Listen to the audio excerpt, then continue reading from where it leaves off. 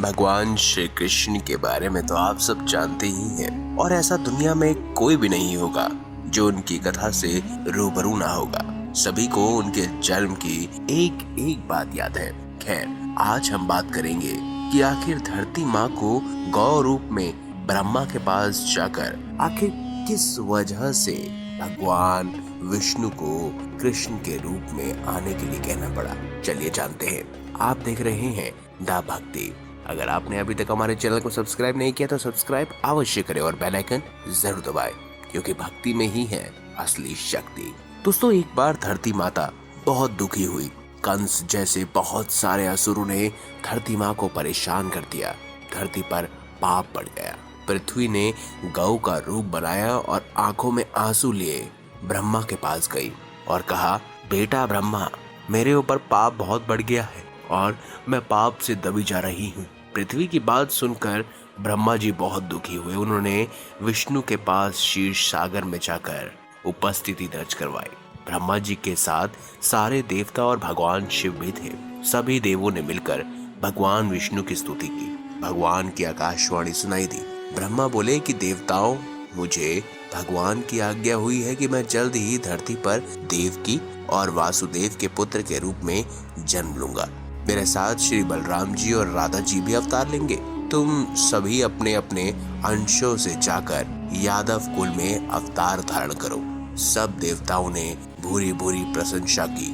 फिर क्या, मथुरा के राजा उग्रसेन के छोटे भाई थे देवक। उग्रसेन की 5 बेटी और 9 बेटे थे।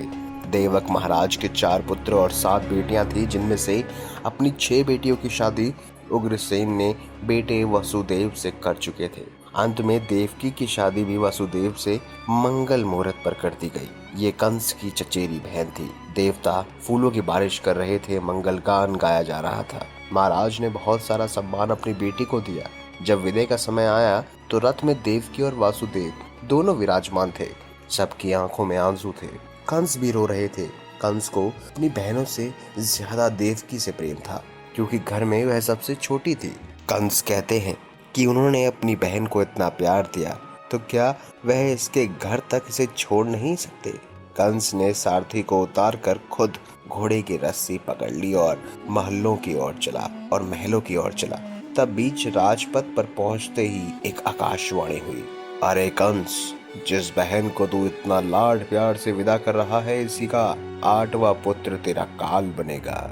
जैसे ही कंस ने ये सुना तो मयान से तलवार निकाल ली और देवकी को मारने लगा। तब वासुदेव ने देखा तो कहा, कंस, आकाशवाणी की आवाज मैंने भी सुनी है।